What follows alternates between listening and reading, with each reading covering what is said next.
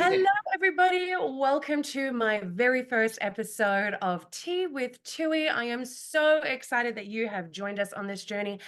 And I have to warn you, it is going to be quite a journey. For those who don't know who I am, my name is Tui Tikiri. For the past decade, over a decade, I have been a psychic medium, spiritual healer. Of course, in that time, my career has evolved and I'm going to bring you along the journey because it's been a wild one. It's been a wild one. I am joined in this episode by my beautiful friend, Amanda Gatfield. I cannot wait to introduce you. And before I do that, I have a few trigger warnings to kick us off. I have been known to use a few colorful language, a few colorful words here and there. So if that is not your thing, this might not be the podcast for you. I also have a warning that, my life as a psychic medium growing up, seeing the other side was not light and fluffy. So I'm going to warn you that this first season, as I introduce myself, we are going to go through a deep dive and getting to know a little bit about my story, a little bit about what I have been through, how I became a psychic medium, how the whole journey manifested. And I need to warn you that there are going to be episodes where we're going to have to put on our headphones and make sure that kids are out of the room. In this episode, we will be talking about violence. So I just want to warn you guys, I think that's everything on my trigger list. Let's dive straight into it. I promise this is not going to bore you. Hello, lovely. Welcome to Tea with Tui, the podcast where I spill the tea on all things mystical and spiritual. Whether you are a ghost story enthusiast looking for a good vibe or simply curious about your spiritual journey, this is the podcast for you. My name is Tui Tikiri. I am your host and guide, and we, my love, are going on a wild adventure together. Get ready because I feel like this next episode is going to be a good one. So strap in for a wild journey, my loves. This is going to be one hell of an adventure. Welcome, Amanda, my love. Thank you so much for joining me here today. It is such an honor to have you here as my very first guest, but also on the very first episode. Thank you. I feel so privileged to be part of your podcast, Tui, and to be on the first episode. Thank you so much for having me. Oh, thanks so much for being here. I know that there's going to be plenty more. So Amanda's going to be a bit of a household name this season. We're going to go on an adventure together. Just for those who maybe don't know the history of Tea with Tui, I actually started this little segment on Instagram in 2019 where I would every Friday afternoon share a ghost story, whether it from my past childhood, my past experience that week, whatever just came up that felt the need to share an interesting story. That's kind of how Tea with Tui started. And I've always had the intention of making it a podcast, but been very busy. And now 2024, we're making it a priority. So thank you for being here. I feel like we should start off with letting people know how you and I met, Amanda, and why, I asked you to be here. Yes, I agree. Otherwise, it's weird. So it's not weird. So you and I, actually, we haven't been friends for very long. We met around 4 months ago. You were co-facilitating a retreat that I attended as a participant, and we had a very late night, 1 a.m. conversation on a couch, like two besties with a cup of tea talking ghosts. And I have always been so interested in anything to do with spiritual and woo-woo and all the things. And here I was with this magnificent woman in front of me who had the most fabulous stories, and I just could not pick my jaw up off the floor. And I remember you were like, is this how normal people think? When I just kept asking you so many questions. And it kind of led to us saying, like, this would make a hilarious conversation that someone else, I'm sure, would love to listen to. And hence the podcast was born. So that is essentially the basis of our friendship. And now we're just like two besties who are here on a virtual couch, ready to talk about all things woo woo on this first season of your podcast. Yes, and thank you so much for joining me. Honestly, yeah, where to start? I wanted Amanda to come on here because I've been so long in this journey that honestly, that was the number one question I would ask myself. Where do I even start? What do people even want to know?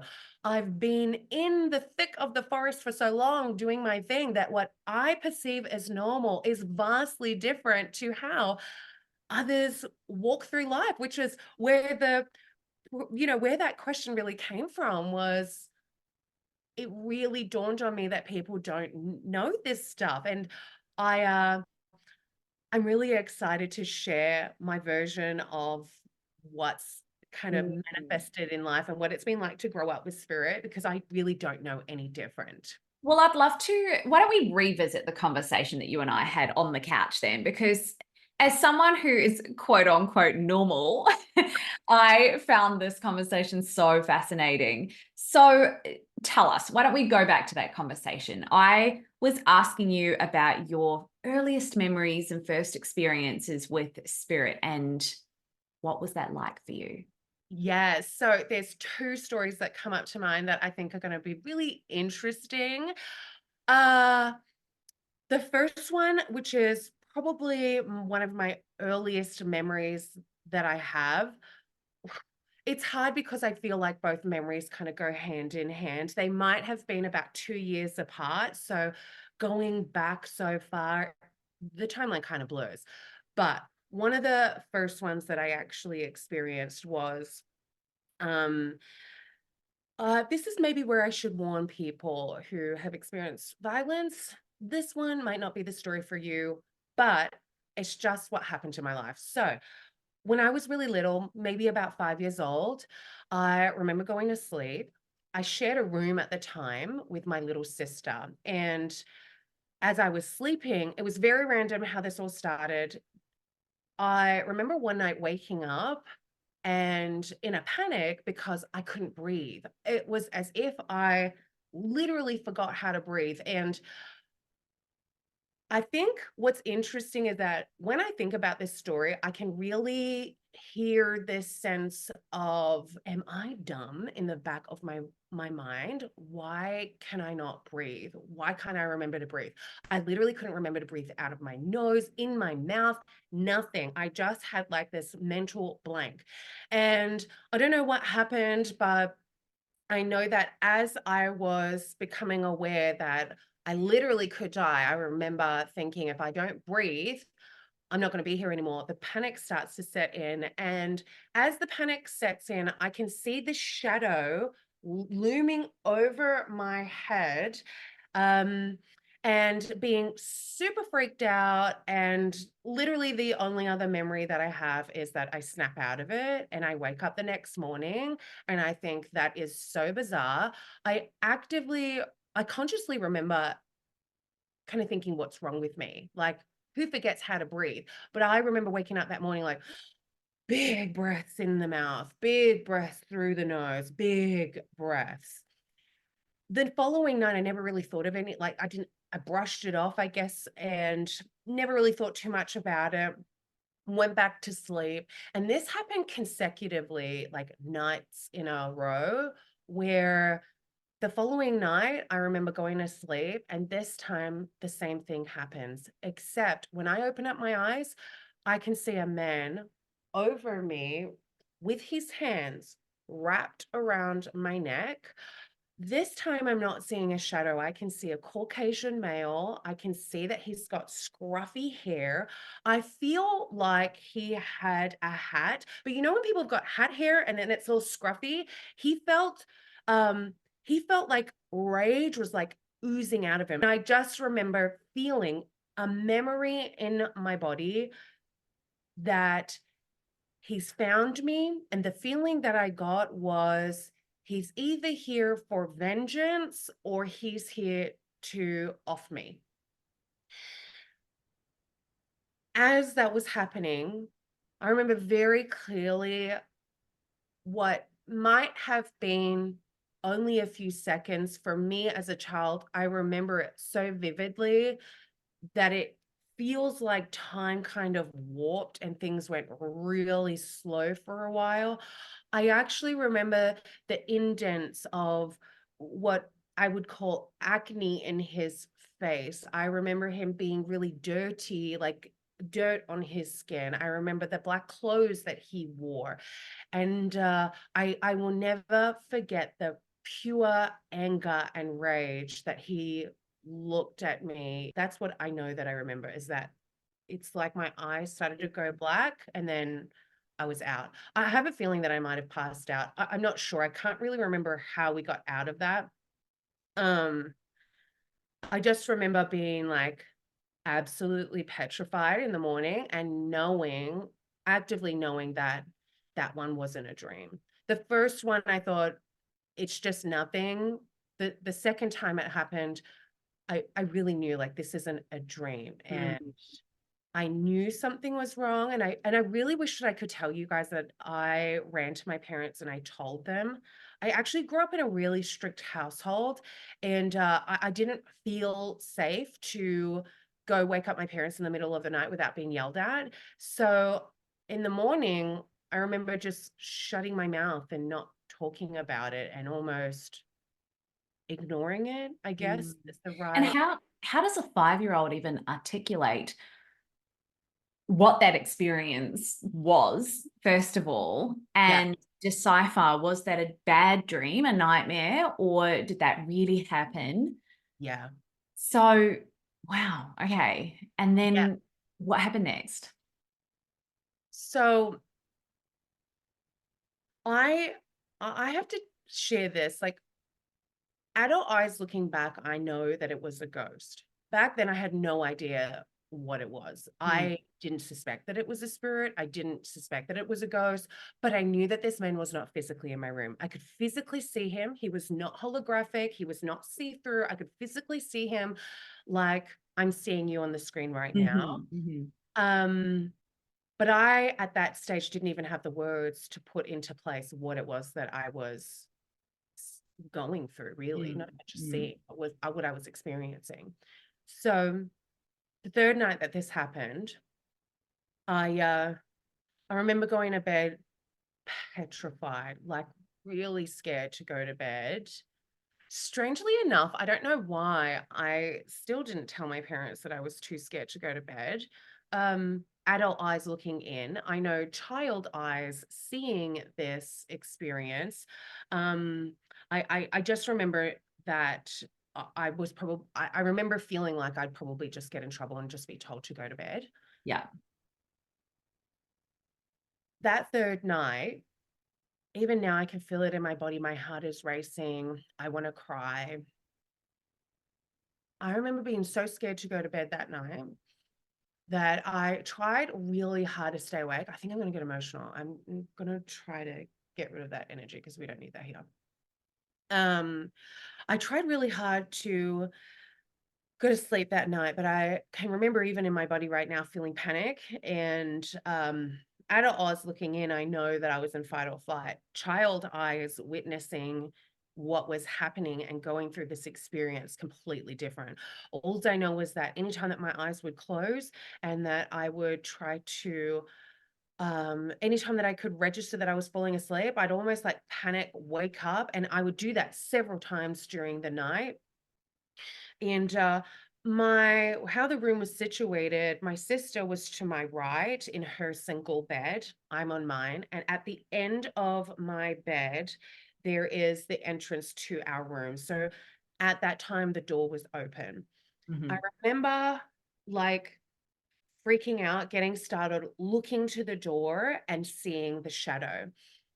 As I see this shadow, I know that it's starting to walk towards me. As it starts to walking towards me, it's as if this man is, I don't know, appearing out of thin air. It's like he's kind of more details are stepping forward with each and every step that he takes towards me because I know what's going on. I instantly go into panic. I wish that I could tell you that I got up and I started to scream. I didn't. I was completely petrified. I remember just being not being able to move my body. And in my head, I didn't know any grandparents at that stage. All of my grandparents were in spirit. I never met any of them. I was never told to call any of them in, which is, if you're listening and this ever happens to you, what you should be doing. But all I knew was about God. Oh, that's all I knew. We went to a private school, and I knew about God. So I just remember in my head thinking, I need help, I need help, I need help, I need help. And then in my mind thinking, somebody help me. I need help now, now, now, now, now. And as I'm saying that, this man's walking towards me, getting closer. And I say it as if it's in slow motion. And at the time, it was in slow motion. I think that's just the adrenaline. However, it probably took all of 5 seconds. Mm. At the time where I'm saying, help me, help me, help me, what I can see is that as I lift my head to look back at the door, out of nowhere, this kind of blue light. I don't know how else to describe it other than this blue ball of light kind of, I don't know, scoots into the doorway. It like washes into the doorway, stops there. I'm still repeating at this stage, help me, help me, help me. Out of nowhere, the man is he's made his way towards me. His hands are starting to wrap around my neck. Out of nowhere, the blue light just shoots through the room. I don't feel this sense of peace and calm. It was more pure shock. I remember my heart almost skipping a beat as I'm saying this.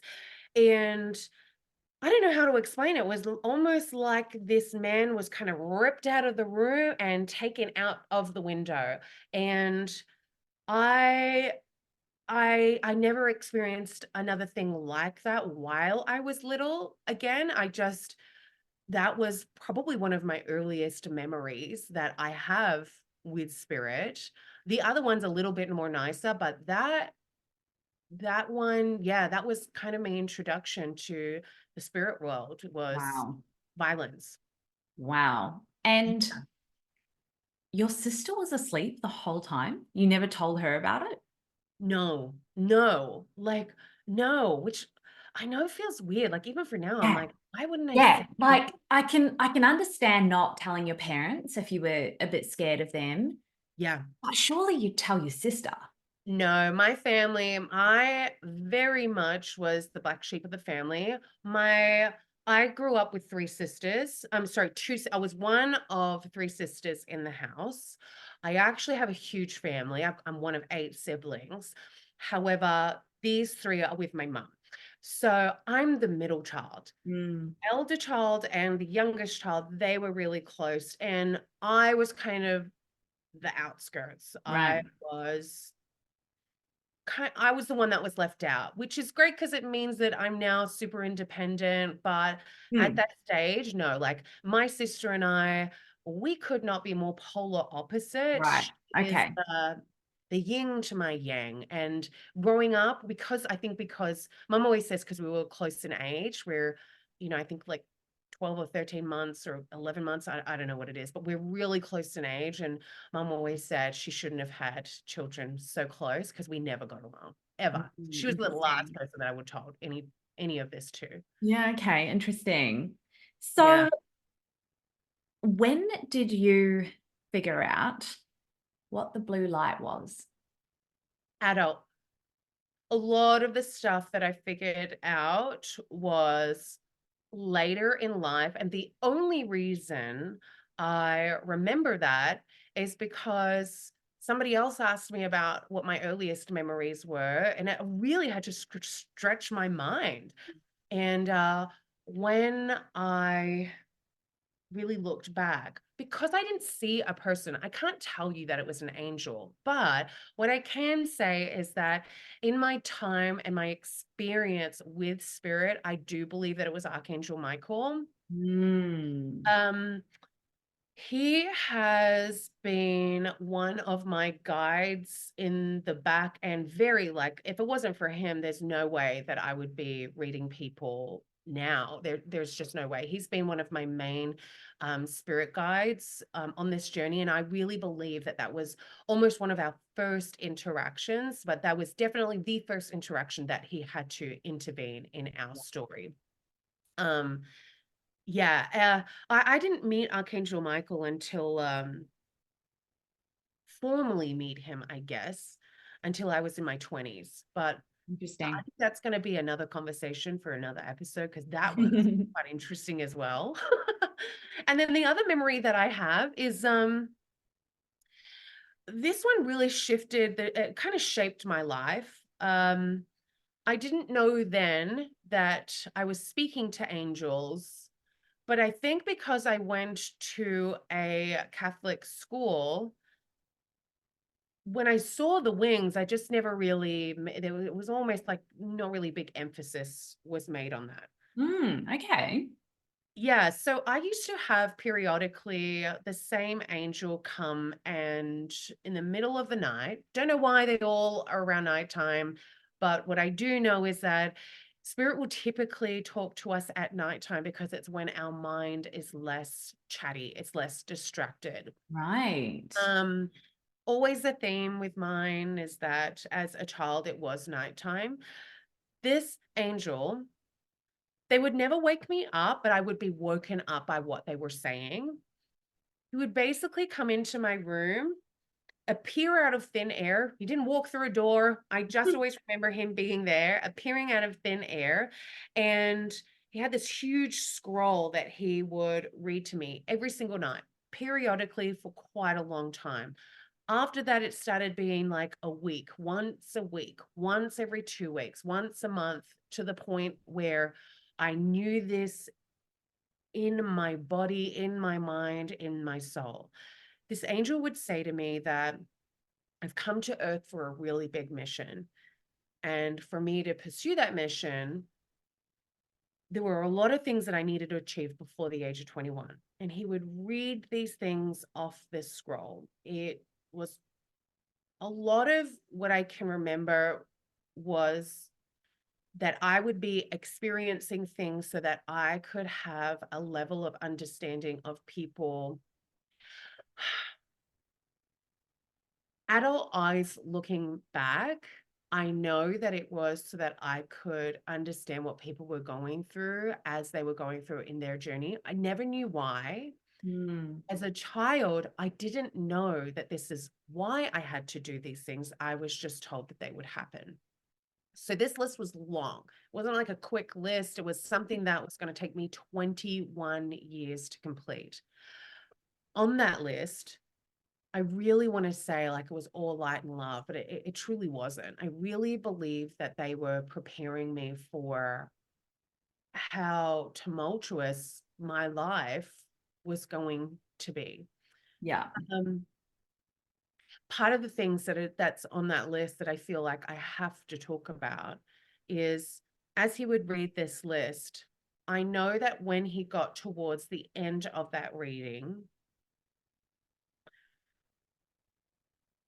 I would I would have to become very aware in what he was saying. Although as a child, I did not understand, I couldn't compute the words that he was saying. Hmm.